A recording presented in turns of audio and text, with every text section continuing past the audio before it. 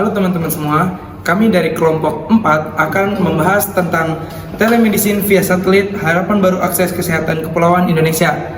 Yang pertama, tantangan akses kesehatan di Indonesia bagian kepulauan. Lebih dari 17.000 pulau di Indonesia, banyak yang sulit dijangkau fasilitas kesehatannya. Jarak dan keterbatasan infrastruktur menjadi hambatan utama bagi masyarakat terpencil. Kesenjangan akses layanan kesehatan antara kota besar dan pulau-pulau terpencil masih sangat lebar, mengakibatkan angka kematian yang dapat dicegah dan rendahnya kualitas hidup masyarakat. Next. Oke, selanjutnya yaitu apa itu telemedicine via satelit? Layanan kesehatan jarak jauh berbasis teknologi satelit. Telemedicine adalah layanan kesehatan jarak jauh menggunakan teknologi komunikasi digital. Satelit berperan menghubungkan daerah terpencil tanpa infrastruktur internet memadai, memungkinkan konsultasi medis real time ke seluruh kepulauan Indonesia. Selanjutnya ada manfaat telemedicine via satelit. Yaitu yang pertama ada akses spesialis lebih luas, yaitu masyarakat di pulau terpencil dapat berkonsultasi dengan dokter spesialis tanpa harus menempuh perjalanan jauh ke kota besar. Selanjutnya ada diagnosis dan penanganan darurat. Itu mempercepat proses diagnosis dan penanganan kasus darurat medis sehingga pasien mendapatkan pertolongan tepat waktu.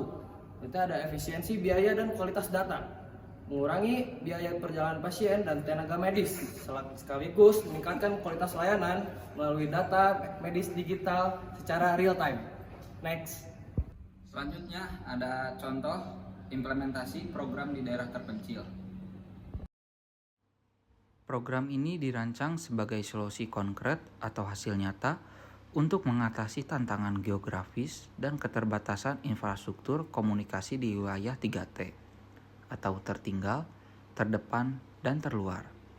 Dengan memanfaatkan jaringan satelit, program ini mampu menghubungkan fasilitas kesehatan lokal dengan jaringan dokter spesialis di pusat.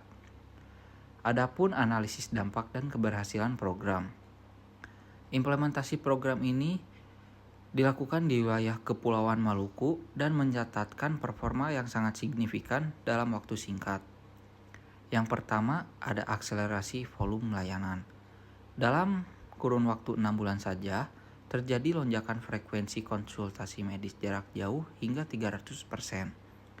Hal ini menandakan tingginya kebutuhan masyarakat akan akses medis serta tingginya tingkat adopsi teknologi oleh masyarakat setempat. Yang kedua ada penerimaan masyarakat.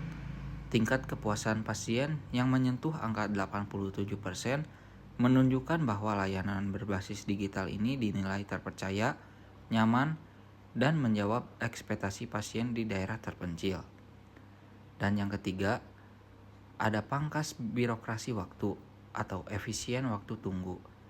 Salah satu pencapaian paling krusial adalah pemotongan waktu tunggu diagnosis. Proses penegakan diagnosis yang awalnya memakan waktu hingga 2 minggu kini berhasil dipersingkat menjadi hanya 48 jam.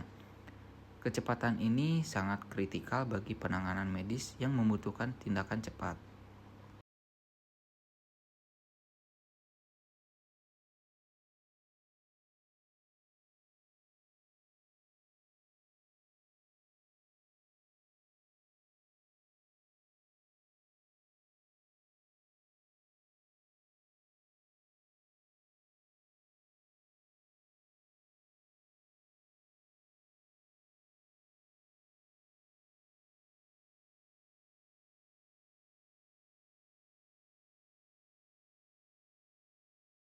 Lalu ada pertimbangan, implementasi, dan tantangan.